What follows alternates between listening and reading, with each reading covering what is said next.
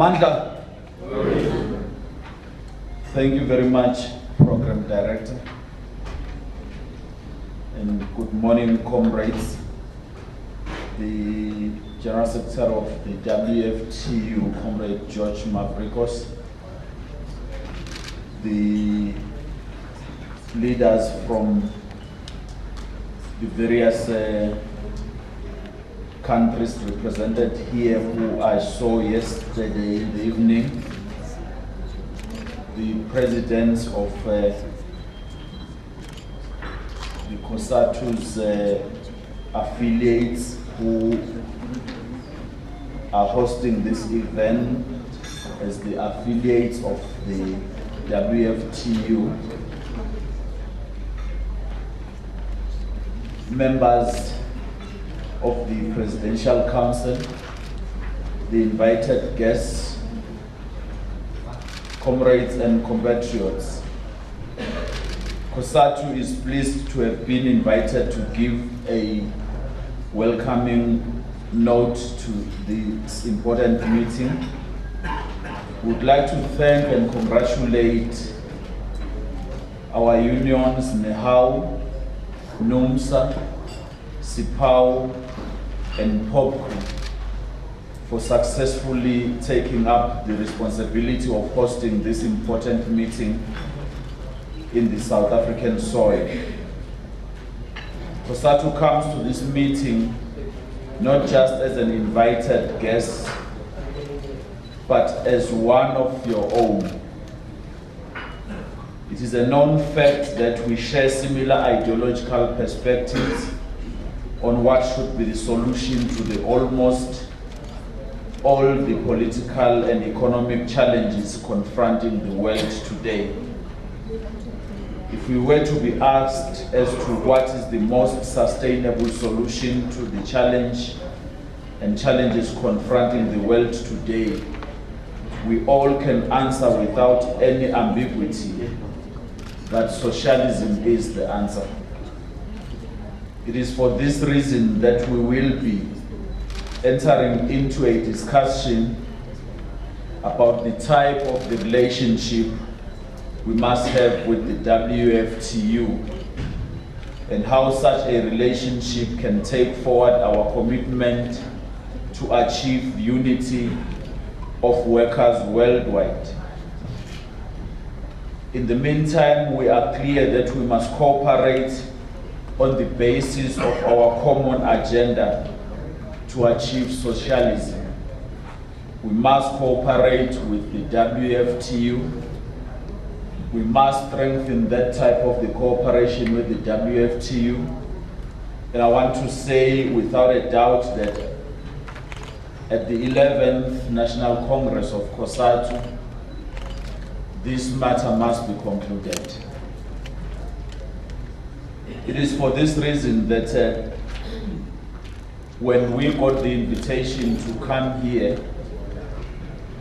and the rationale being explained, there was no doubt in our minds that such a meeting was indeed crucial, particularly for South Africans. Comrade Program Director,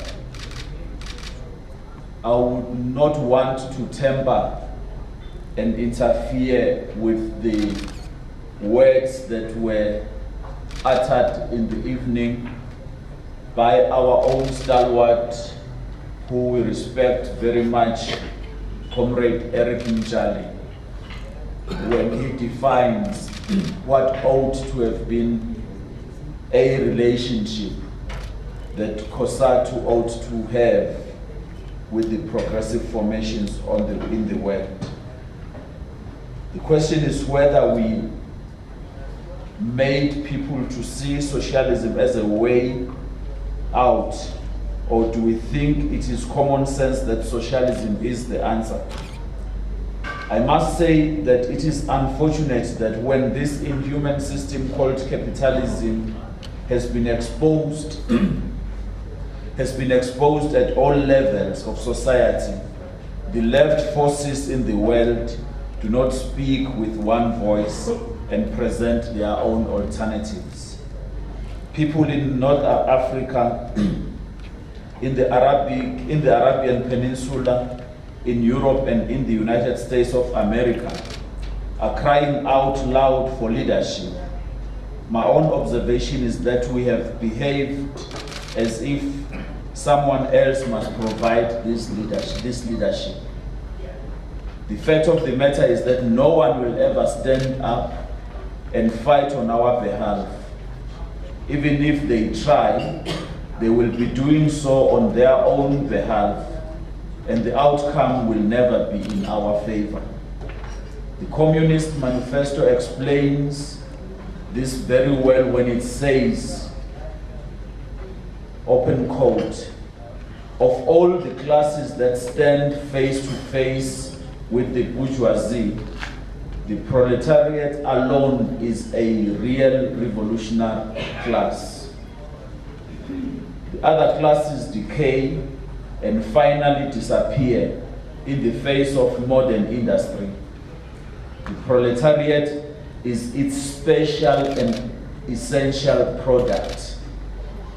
The lower middle class, the small manufacturer, the shopkeeper, the artisan, the peasant, all these fight against the bourgeoisie to save from extinction their existence as fractions of the middle class. They are therefore not revolutionary, but conservative.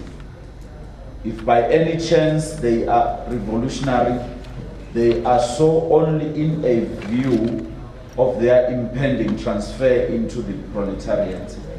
They thus defend not their present, but their future interests. They desert their own standpoint to place themselves at that of the proletariat, close quote.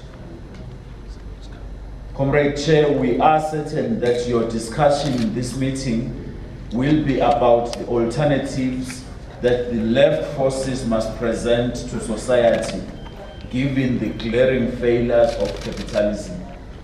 We are certain that it is unacceptable that out of the 7 billion human beings that occupy the planet, more than 925 million of them remain in poverty without any hope of improvement in their lives within this deepening economic crisis.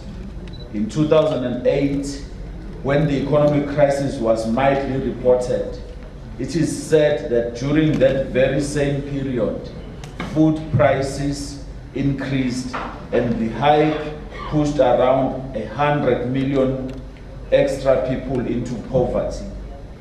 And as I speak today, more than 44 million more people have been pushed into poverty.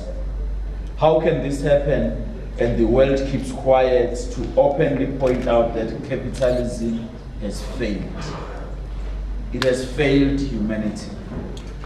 At this meeting, we must know that according to the recent report by the ILO, about 1.1 billion people in the world are either unemployed or living in poverty.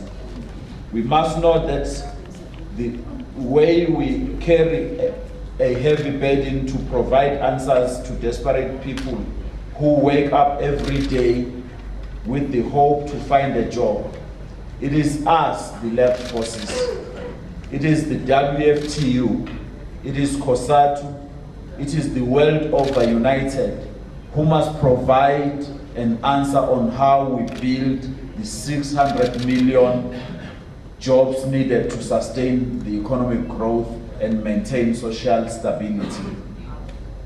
It is us who must table a solution before society on how to address unemployment by the more than 74.8 million youths who are part of the 3.3 billion in the global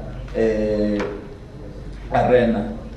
It is us who must stand up and put a stop to the fact that these high levels of global poverty and unemployment coexist with high levels of accumulation which continues to happen at the expense of the working class. And despite the fact that there was a global economic crisis, they continue to accumulate more and more profit to themselves. The World Wealth Report revealed that the assets of the wealthy in 2010 rose by almost 1% to a record high of 42.7 trillion US dollars. Their wealth has even exceeded the peak of 40.7 trillion US dollars reached in 2007 before the financial crisis. In Germany, there are 924 millionaires. According to the study, an increase of 7.2%. Among the super rich in Germany, there are 839 households with wealth exceeding 100 million US dollars. I am worried that even in China there are similar trends that are developing. This calls upon the left to take decisive steps, one, to be united, and we believe that the WFTU, with its desire and the resolute to want to champion this direction, will indeed lead us into that type of a solution. And as COSATU, as I have said, we share historical facts, a historical relationship. We share an experience for the liberation of the peoples of South Africa, where the WFTU has played its role. As we celebrated yesterday in the evening, the lives of the Eric Mchalis, the Leslie Messinas, the George Hadiman, and all those heroes and heroines of our struggle who we respect, we know that your cause, your desire to provide the solutions, the alternatives to the current global arena is indeed the direction we all ought to think about.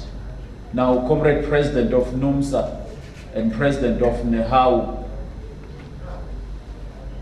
you have stated quite clearly yesterday, but what I will avoid to do is to preempt the outcomes of a discussion. What I can say clearly, and as mandated by the National Office Bearers of COSATU, and I think because we represent the Central Executive Committee of COSATU, what the WFTU stands to do today should be welcome in COSATU. That we must discuss, we must correct the history, we must correct the misnomers that would have happened in the past, and that discussion ought to begin now in COSATU in preparation for the forthcoming Congress of COSATU in September 2012. With those few words, thank you very much for the chance you have given us. Thank you. Amanda.